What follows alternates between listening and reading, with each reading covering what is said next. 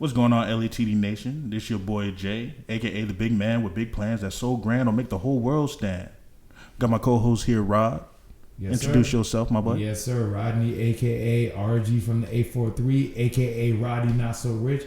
And what are we here to talk about today, Jay? Well, we get into the rich part, but anyway, we talking about Money Monkey Man.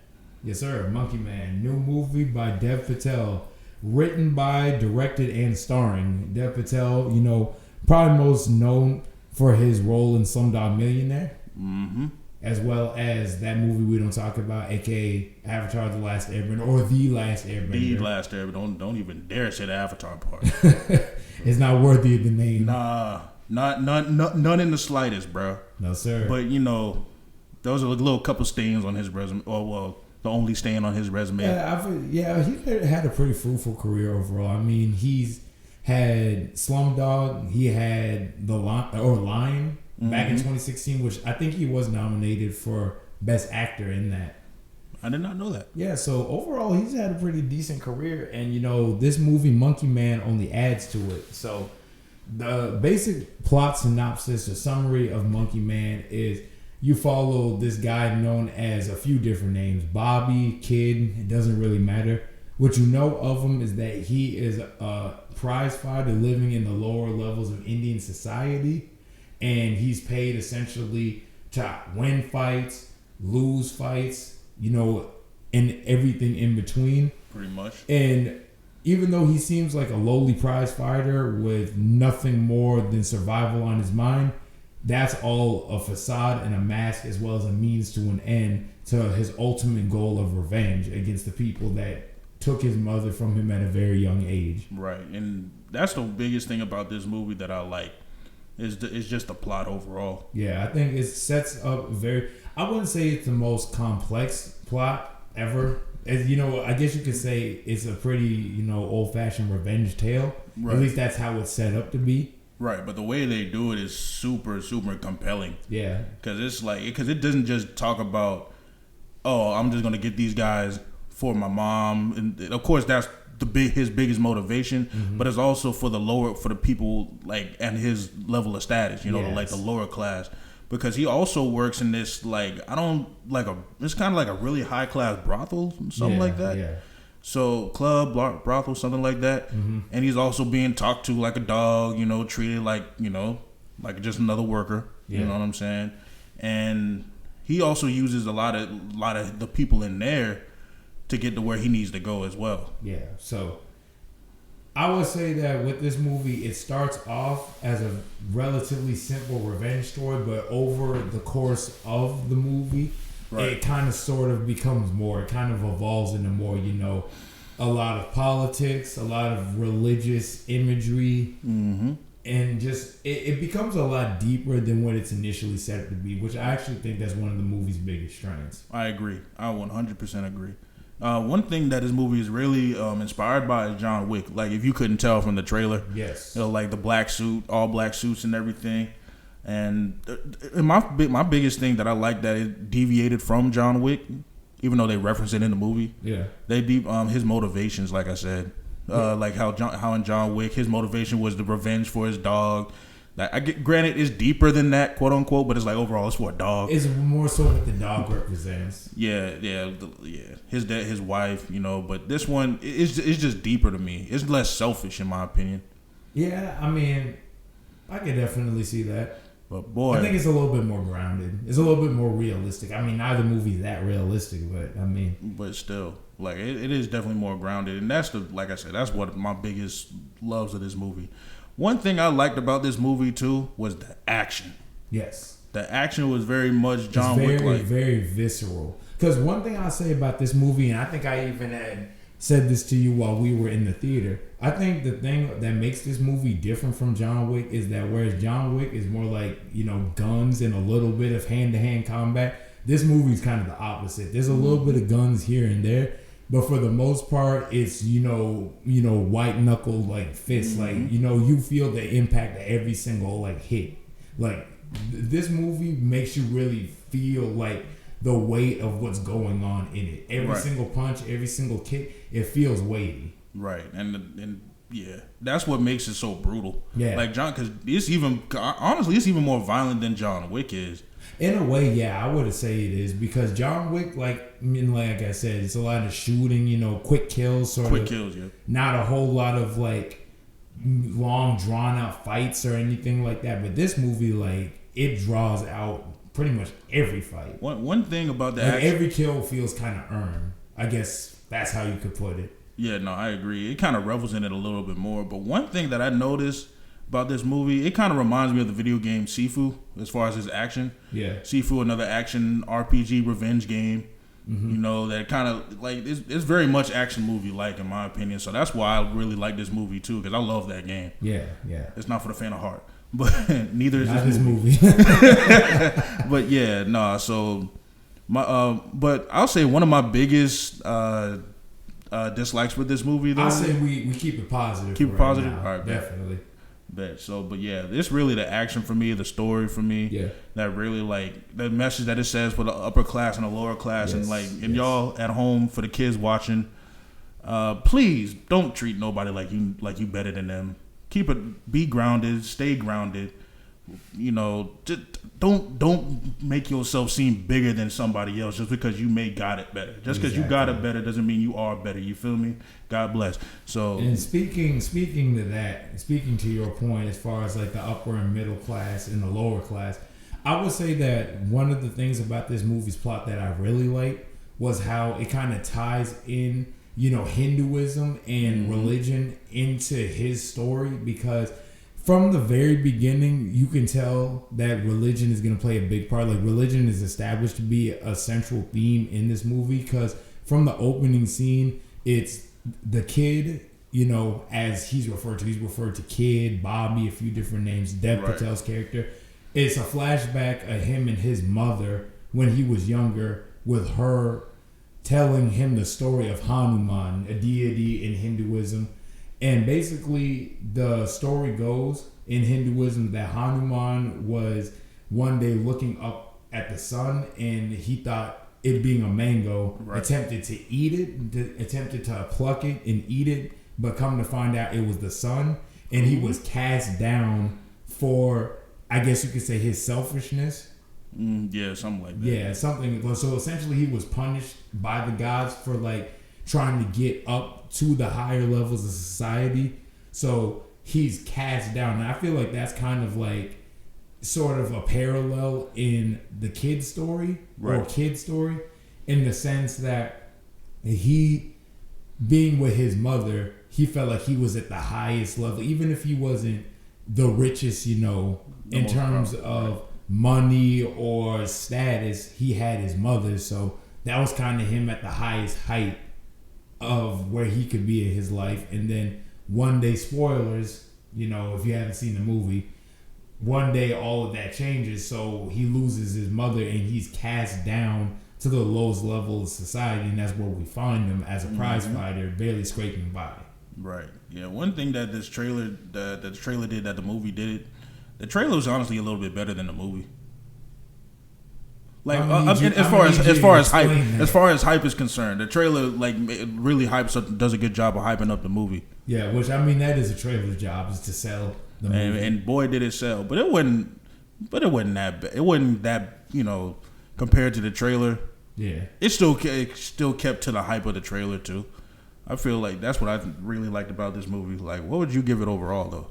Me personally, I think I would give it a solid 8.5 or 9 out of 10. I really enjoyed it. It was very well paced, a lot of strong character development. And one thing about Kid, he doesn't really say a whole lot, and his character development more so is communicated through his physicality. Because by the end of the movie, because at the beginning of the movie, when he's trying to fight and he's trying to sort of get revenge, he's very unskilled. He's very clumsy. He doesn't have a whole lot of technique to any of his fighting. He's kind of just stringing stuff along. Because I didn't get that. I thought he was kind of holding back. No. I feel like in the movie, the very beginning, I feel like he was really just unskilled.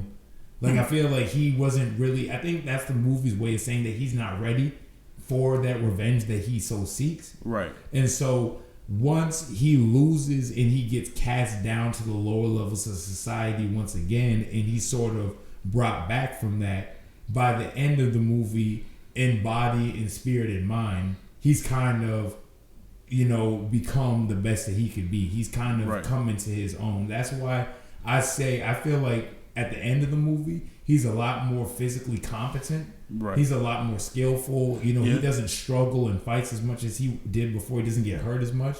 And I think that that's the movie's way of communicating that he's arrived, basically. Right, because he literally knocks somebody out. No spoilers or anything, but he literally knocks somebody out with one kick. I'm like, golly.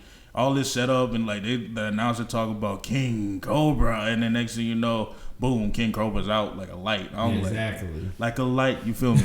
So it's like, I see what you're talking about, but I kind of think he was kind of holding back because in the beginning of the movie he was supposed to lose the fights though. That's why I say that he was supposed to lose the fights on purpose. Yeah, but I feel like those fights were different from like the fights that he has outside of the ring. Basically, one thing I would compare another comparison to John Wick with this movie is the acting.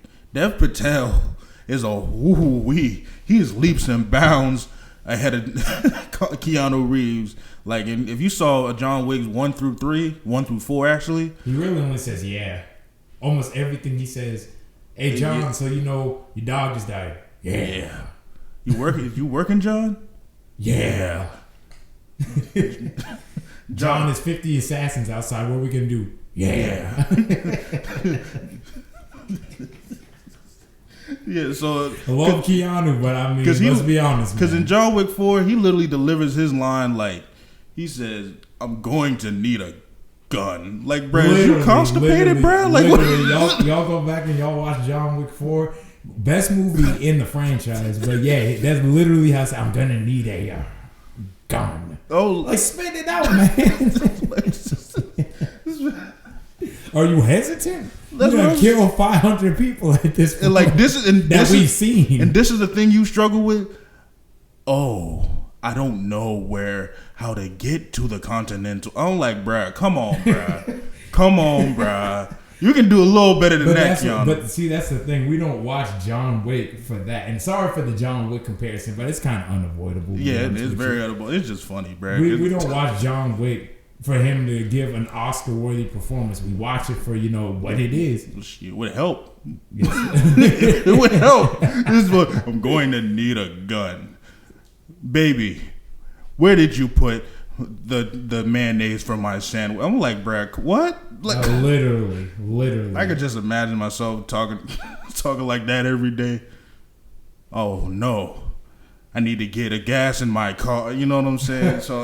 The performances were really, really good. Performances were really solid. We didn't really mention anybody else. I mean, everybody in this movie does a good job overall, but Dev Patel, his performance is really what starts and ends. Like his performance, is the anchor of this movie. Essentially, it starts and ends with his performance, and thankfully, he's very dedicated to the role. It appears that he, got in the gym, kind of bulked up for it a little bit. I think he might have actually even learned some real fighting techniques for this movie. Because I even read, because this movie was filmed during COVID and everything. I heard that he actually broke his hand during production of this movie.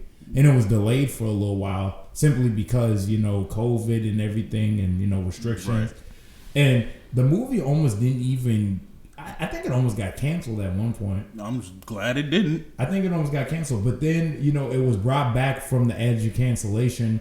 But it was originally going to be released exclusively through Netflix. But thankfully, Jordan Peele, he stepped in and he purchased the rights to the movie. Shout out to Jordan Peele. Because he believed that the movie needed to be on a big screen. And his intuition was correct. Because this movie absolutely is the kind that you would definitely be best seeing on the big screen. Right. Like it's very much a movie theater type of experience, and those kinds of movies got to be supported because nowadays we don't really get those like we used to. Right. No, and that's why I'm always going to the theater to see another movie. Yeah, I agree. Because I'd rather do that than just stay home. I agree. And look at my phone all day. I completely agree. But nah, so to sum everything up, You know, I'll say acting was solid. Mm-hmm. I would say visuals were great. Mm-hmm. Music choices were very. Oh my gosh! Yeah, music was real good. I mean, they played. Dev Patel is definitely a hip hop fan because you know he had JID in there. 151 rum, bro. Yes, sir. Yes, sir. Oh man, when I first heard that, I was dancing in my seat. I was like, okay, 151. I'm like, okay, I'll just just killing it. I got hype. I'm a big JID fan myself. Yes, sir. 151 rum off of DiCaprio too. DiCaprio too. So if y'all. Any hip hop fans, if y'all haven't heard the album, what are we doing here? Come on, it's fire. Especially the Forever Story. Oh yeah, but that's another that's topic for another day, bro. If y'all, we got album versus album coming up. You know what I'm saying? Yes, sir. So let us know. Like the video, subscribe if you want to see it. Yes, sir. Yes, sir. Let us know. But yeah, overall acting solid. Action even better. Story was great. Visuals. Yep, visuals, music. I guess the only negative I would give this movie is that maybe the other characters could have been fleshed out a little. Because he has a partner in the movie that's kind of like his friend / business partner that he kind of like gets jobs from. I probably could have done with a little bit more development from him. I agree. I definitely could have seen. Well, I would have liked to see where their relationship could have gone. Right, and with this one girl that's like teased to be his love interest. Sorta, kinda, but I feel like maybe that isn't explored as thoroughly as it could have been. Right, I agree. Which I'm not hating because at the end of the day, that's not the main point of the movie. But right. It wouldn't have been a bad idea to kind of flesh that out a little bit. So yeah, what would you give it again? Overall, I'd probably give it a 9. I had a good time with this movie. Mm-hmm. Doesn't overstay its welcome. That's another thing. Exactly, and I give this a 9.5 out of 10, a 9.5. Yeah, because the only thing keeping it from a 10 is the fact that the camera work is kind of like. I mean, I'll give it some grace because it was filmed during COVID. Yeah. You know, it was in 2020. Well, yeah, and the camera work was a little bit too shaky, a little bit too many close up shots. But other than that, that's the only thing keeping it away from being a 10. But other than that, I loved every part of this movie. Yeah, no, I feel like even with the camera work, I see where you're coming from, but I feel like maybe that was done to kind of emphasize how visceral the action was, like how kind of like white knuckled and intense it was. Not saying that you don't have a point when it comes to that, but maybe that's kind of was the intention with that. Right, because it does work, but there's a lot of times where it doesn't. Yeah, in my opinion. But other than that, yeah, I give this is high heat on the rating scale. I agree. Really, the only negative I had, really, that's a nitpick to be honest with you. Nah, that's negative for me, but yeah, I see where you're coming from. Either way, Dev Patel, great job, and it's the directorial debut too. Exactly, he's got a promising career in directing. He's already a great actor, but with this strong of like a first outing for him, I can't wait to see where he goes next. Oh, of course. I hope there's a sequel. Nah, I doubt it. There ain't gonna be no sequel. I doubt there's gonna be a sequel. But shoot, this one barely was even able to come out. Right. I don't even know what they would be able to talk about. But I mean, it's just like I said. Like we said, it's a beautiful movie, beautiful message. Yes. Very visceral and violent movie with great action in it. Please, I recommend it if you're an action movie. Recommend. Thank you. Highly recommend. Go see this movie, man. Go see this movie, LATD Nation. Yes, sir. I have been Jay. And this has been Rodney. And we are LATD. Peace. Yes, sir.